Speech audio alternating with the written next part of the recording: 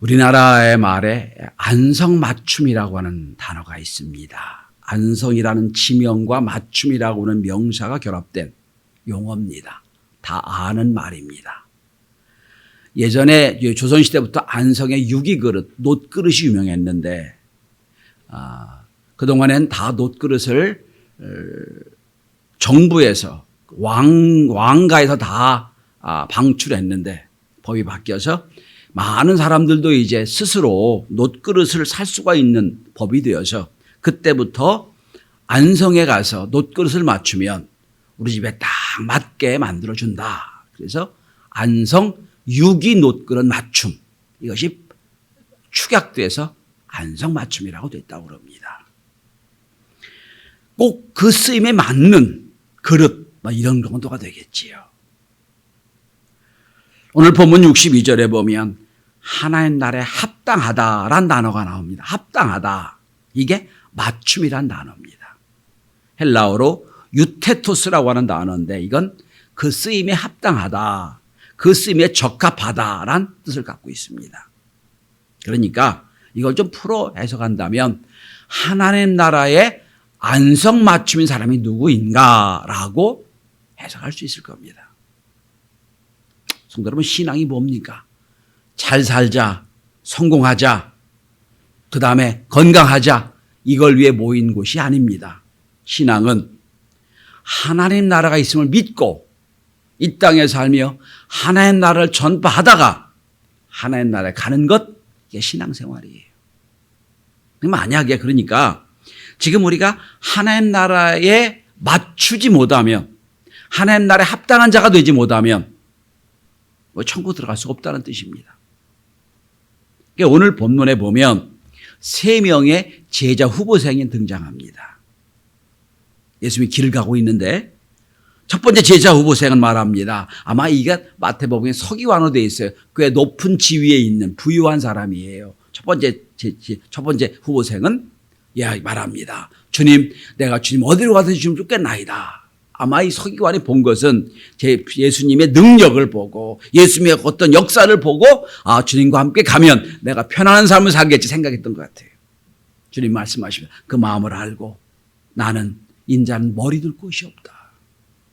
공중의 새도 깃들 곳이 있고 짐승도 다 집이 있는데 여우도 집이 있는 굴이 있는데 나는 머리 둘 곳도 없다. 그러니까 첫 번째 진짜 후보생은 가버려요. 두 번째 후보생이 등장합니다. 예수님이 딱 보시고 제자 같아, 제자 쓸만하겠어. 주님이 이제 자원해서 자처해서 말씀해요. 넌 나를 따르라. 그랬더니 반대는 안 해요. 이런 말을 합니다. 주님, 아버지를 장사하고 따르겠습니다. 여러분, 지금 아버지가 돌아가시기 직전이고 돌아가셔서 장사하겠다는 뜻이 아니에요. 아버지가 살아계시니 그 아버지가 죽을 때까지 기다렸다가 오겠습니다. 이런 뜻이거든요. 그렇게 안 와요. 세 번째 후보생입니다. 예수님, 제가 주님을 따르긴 하겠습니다만 먼저 가족들과 함께 이별하고 오겠습니다. 주님은 하세요. 가족과 함께 간다고 이별했다가 집에 잡힐 걸 알고 허락하지 않으세요. 결국 3명 다 제자가 되길 포기했습니다. 제자가 안 됐어요. 그 중에 오늘 주님 말씀하시는 겁니다. 그러면 누가 하나님 나라에 합당한 자인가 하는 겁니다. 누가 하나님 나라에 안성맞춤인 자인가 하는 겁니다. 자, 첫째로 하나님 나라에 합당한 자는 누구냐? 우선순위가 분명한 사람입니다. 우선순위. 이 버전은 여러 버전이 있습니다만 새로운 버전을 말씀드립니다.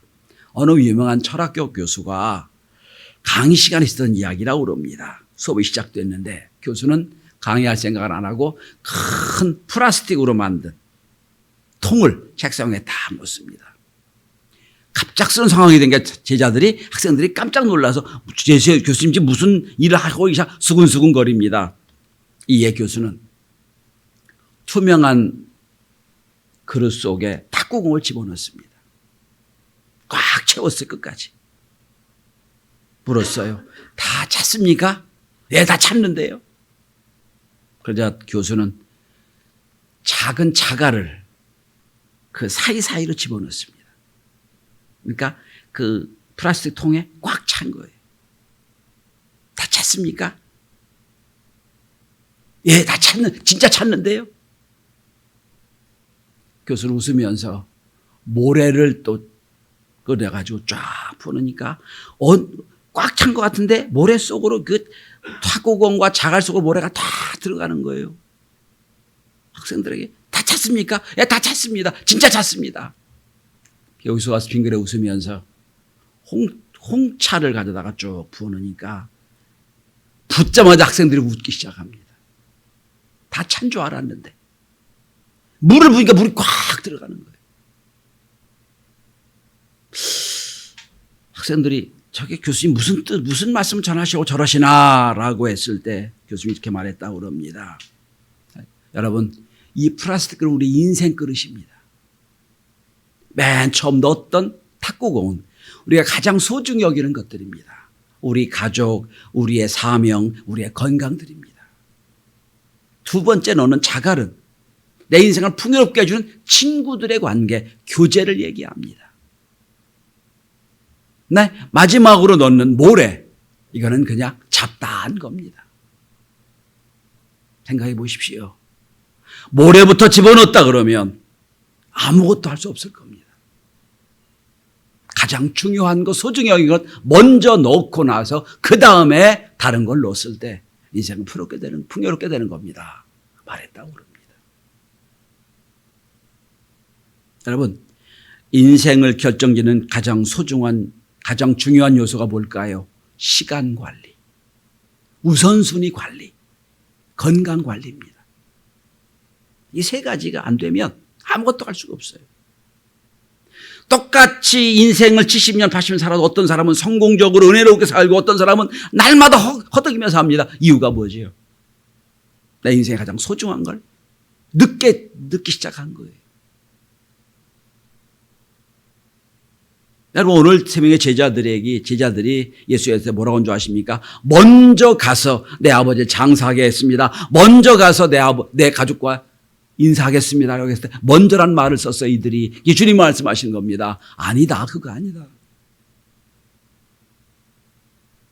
가장 중요한 게 뭡니까? 아버지가 살아계실 때 섬기는 거, 효도하는 것도 중요한 일이에요. 그 다음에 어디 가기 전에 가족과 인사하는 것도 중요한 일이에요. 더 중요한 게 있다는 거예요. 하나님 일이 더 중요하다는 거예요. 하나님 일이 더 중요하다.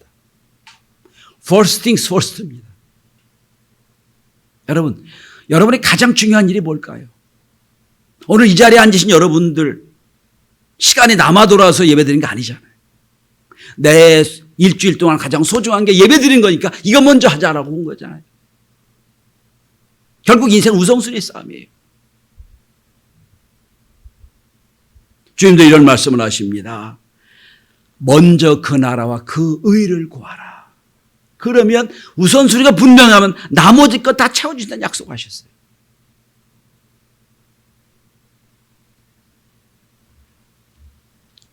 내 인생의 가장 소중한 일이 하나님의 일입니다. 내 인생의 가장 소중한 것이 하나님을 섬기는 겁니다라고 고백하는, 그리고 그렇게 사는 그분이 하나님 나라에 합당한 자입니다.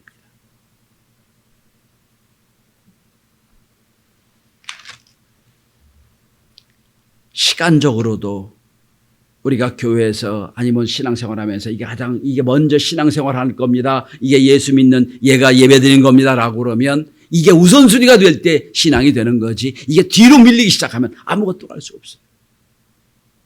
여러분, 바쁜 게 한두 개인가요? 바쁜 거 먼저 하다 보면 우선순위가 뒤로 밀려버리면 신앙생활 절대로 못합니다. 내 인생에 가장 소중한 건 예배드리는 거야. 딱 고정될 때 그 다음에 우선순위가 되는 거예요.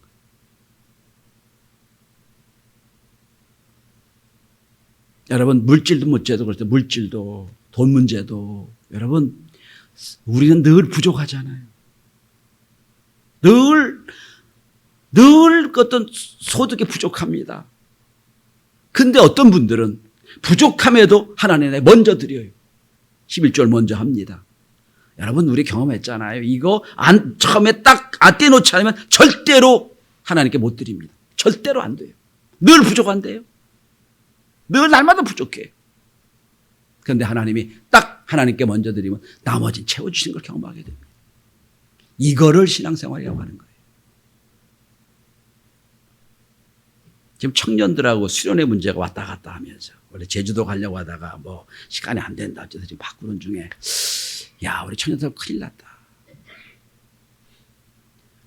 수련회 가려고 딱 계획을 세웠더니 아르바이트해서 안 되고 그 다음에 학원 다니면서 안 되고 이것 때문에 저것 때문에 안 되고 하나님 나라가 자꾸 후순위로 가요. 아무것도 할 수가 없어요.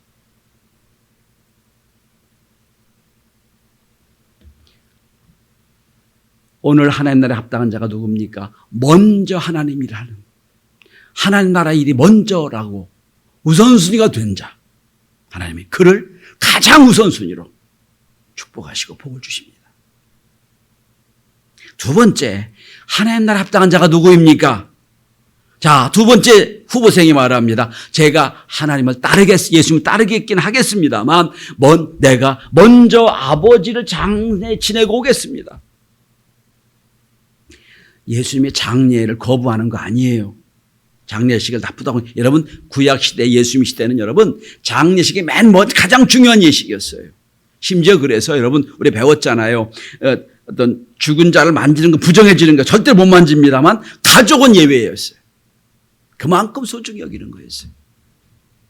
이게 지금 아버지가 돌아가시 직전이나 위독하거나 어려운 그래서 장례 드리겠다는 게 아니에요. 내가 쫓긴 하겠습니다만 내 아버지가 살아계신 동안 효도하고 놔주겠습니다. 그래서 주님 말씀하시는 거예요. 죽은 자는 죽은 자에게 장사하게 하라. 죽은 자가 누굽니까? 하나님 나라에 관계없는 이 땅의 전부인 줄 아는 사람은 그렇게 하도록 해라. 그러나 너는 먼저 하나님 나라를 전하라. 오늘 본문을 보시기 바랍니다. 자, 60절입니다. 너는 가서 하나님 나라를 전파하라 말씀했어요. 장례 드린 것과 말씀 전한 걸 비교 놓고 있어요. 여러분, 하나님 나라를 전파하라. 이건 아주 중요한 대목입니다. 신학자 컨첼만은 이렇게 해석을 합니다.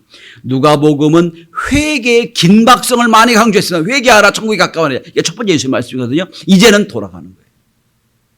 전도의 긴박성으로 말씀하고 있다. 하나님 나라를 전하지 않으면 아무것도 할 수가 없다는 거예요. 여러분 이 시대에 가장 중요한 게 뭘까요? 하나님 나라를 전하는 거예요. 전하자면 들을 수가 없어요. 각 시대마다 하나님 나라에 합당한 사람이 있었습니다. 모세는 하나님 이스라엘 백성을 광야에서 애굽에서 인도에 내기에 필요한 사람이었어요. 그 다음에 가나안에 들어갈 때는 여호수아가 적합한 안성맞춤인 사람이었어요.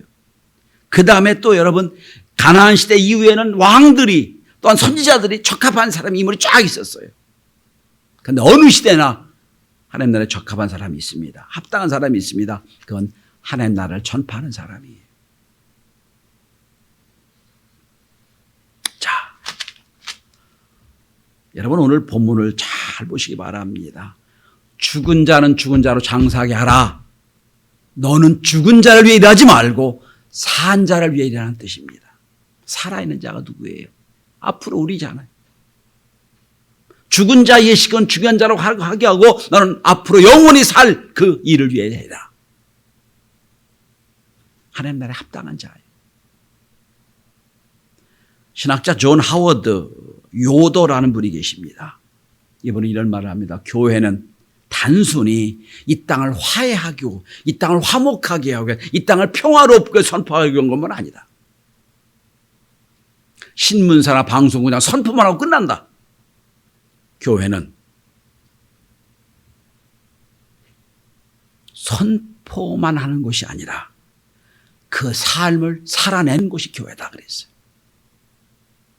여러분 내가 가장 중요하다고 생각하는 하나님 나라를 전하는 사람만 하나님 나라의 일을 감당할 수 있는 거예요.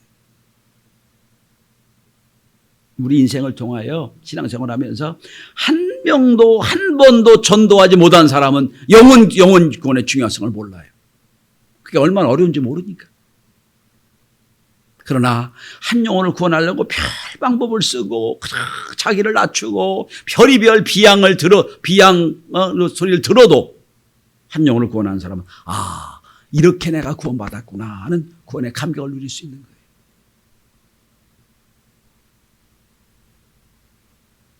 하나님 나라에 합당한 자가 누굽니까?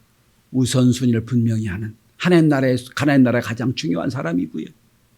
하나님 나라를 전파하는 사람이고요. 세 번째입니다.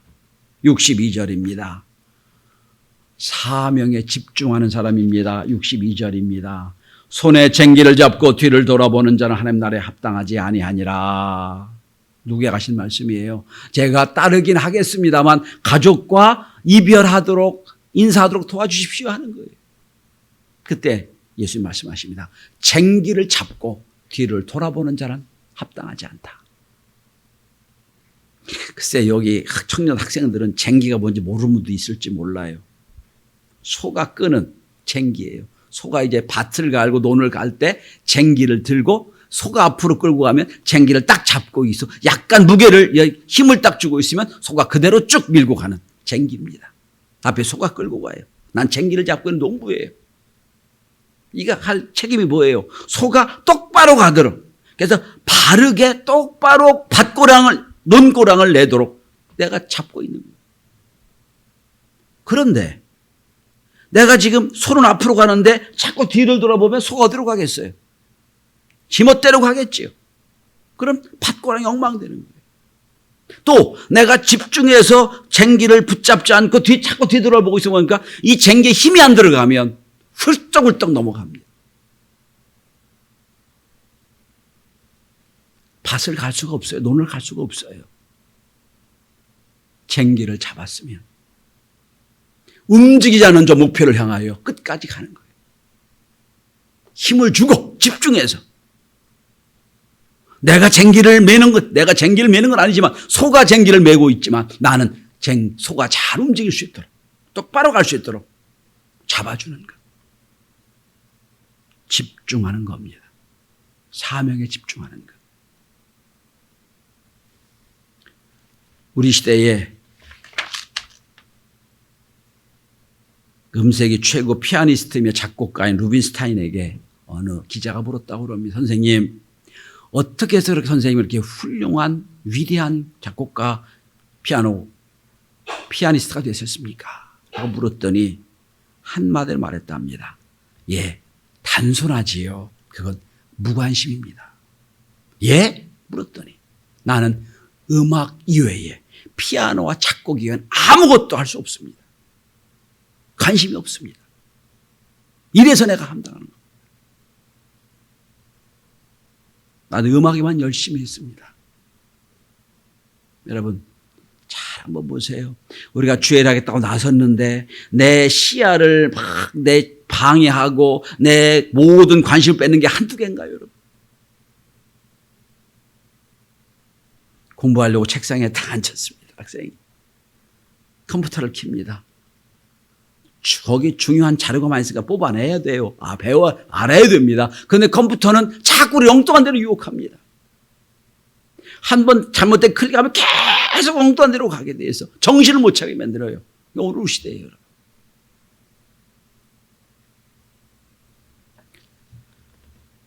가출을 자주 하는 학생이 불평을 하더랍니다. 석가모니가 집을 나간 곳은 출가라고 하고 왜 나는 집을 나가면 가출하는지 모르겠다. 집 나간 건 똑같은 일인데. 그렇잖아요? 그런데 이렇게 답글이 달렸습니다.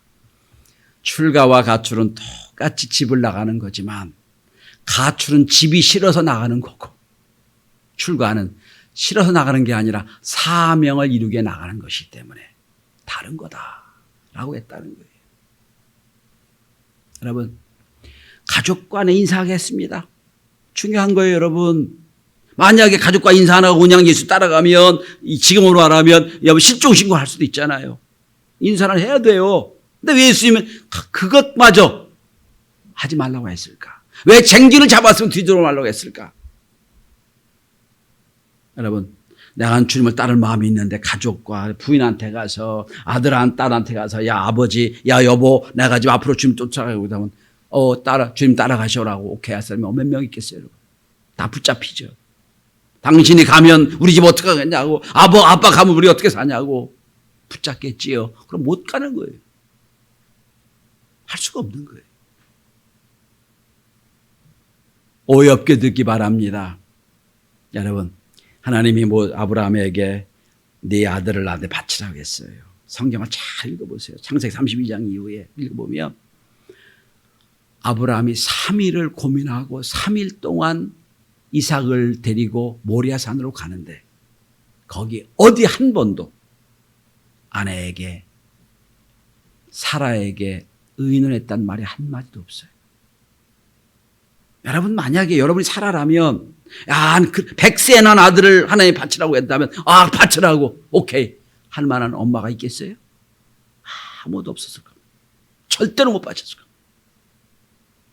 이 하나님 방법이에요. 그렇다고 그래 이제부터 내가 주애를 감당해야지라고 여러분 혼자 하라는 뜻이 아니에요. 중요한 게 뭡니까? 의논할 게 따로 있고요. 내가 단독으로 결정하고 주애를 감당할 게 따로 있다는 거예요. 소돔과 고모라가 멸망할 때 하나님이 룻의 가족을 구원하시려고 천사를 통해서 룻과 그 가족을 이끌고 나갑니다. 뒤에 유황불이 막 밀리는데 터고 막 불지옥이 됩니다. 천사가 한마디 합니다. 절대로 뒤를 돌아보지 마십시오. 롯의 아내가 뒤돌아보다가 소금기둥이 됐죠. 여러분 롯의 아내 생각합니다. 내가 모은 저 금은이 있고 내가 어떻게 모은 집이 있고 어떻게 모은 저 재물이 저기 있는데 도달할 수밖에 없을 거예요. 절대 뒤돌아보지 말아라.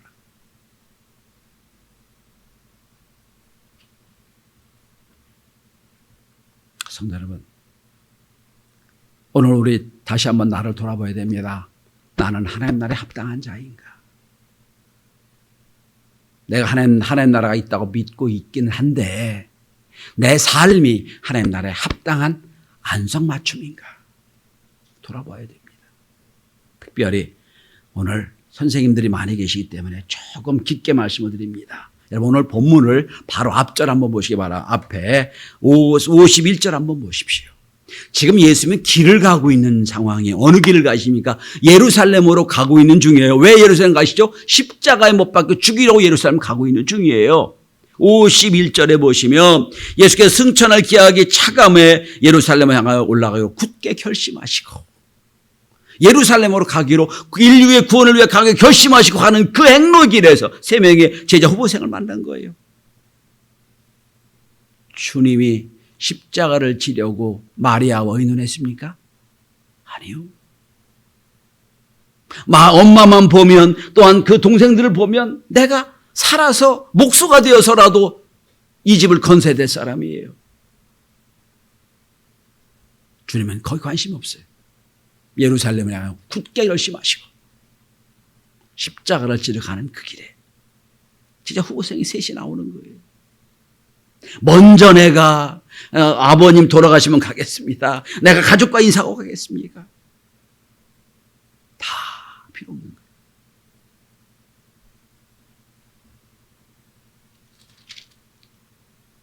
그리고 10장 1절 넘어가 보십시다. 지금 예루살렘으로 가는 길, 사마리아로 가는 땅에 길 위의 길에서 세 명의 제자를 만났지만 제자들은 다 부인하고 다 가버렸고 10장 1절입니다. 그 후에 주께서 따로 70인을 세우사 친히 가시려는 각 동네와 각 지역에 둘씩으로 앞서 보내시며 그 뒤에 이 외에 이 기준에 합당한 70제자를 부르셔서 70제자로 삼으셨다는 뜻이에요. 우리가 인생 행로길에 주님을 만났습니다. 저와 이런 주님 만났어요.